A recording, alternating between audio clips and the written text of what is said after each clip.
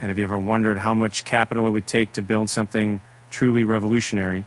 That's a question that Nick Johnson, founder of Ethereum Name Service, asked himself when he was considering the feasibility of his project. To his surprise, he received double the amount he had asked for from the Ethereum Foundation for a grant.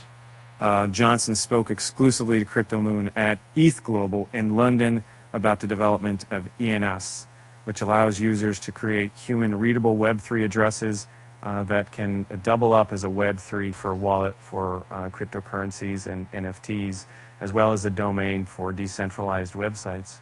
Johnson's background in infrastructure, tooling, and libraries allowed him to write his own Ethereum strings library. He was drawn to Ethereum's programmability, which is something that he found lacking in Bitcoin. And I learned about Bitcoin not long after it came out. I initially thought this was really cool, but then I realized it's just money. There's no programmability here. Johnson said the Ethereum Foundation eventually hired Johnson, and one of his first projects was to start work on the name service. Initially working for the Swarm team, its in-house decentralized data storage and distribution technology, Johnson was charged with addressing a gap in the infrastructure. There was a shortfall they had identified. Their content needed naming. I said, well, so does everything else that counts, and so on. So that became my project there. When I moved off the Swarm team and onto the Go Ethereum Geth team. I kept it on as my side project, Johnson said. The Ethereum Foundation encouraged Johnson to work full-time on the project by creating a separate organization funded by a grant.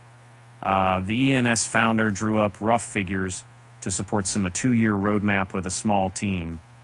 That's where Ethereum's co-founder, Vitalik Buterin, intervened, as Johnson explains. They took it to Vitalik and he said, no, that's not nearly enough. Take twice as much. That's how it started. If he hadn't got involved, ENS would have been sputtered and failed.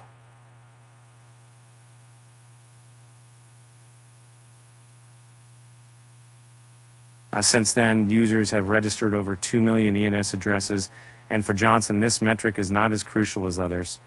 He would prefer to better gauge what portion of users are entering crypto addresses into their wallets instead of DNS names. But unfortunately, that's almost impossible to directly measure.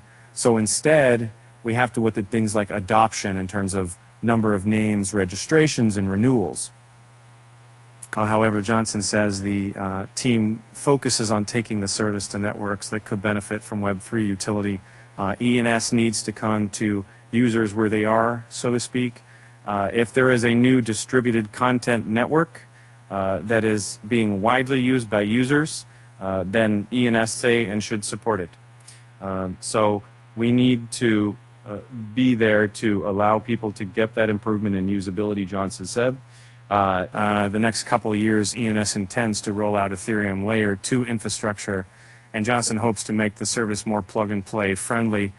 In conclusion, Nick Johnson's journey to create ENS is a testament to the importance of having a clear vision and the determination to make it a reality.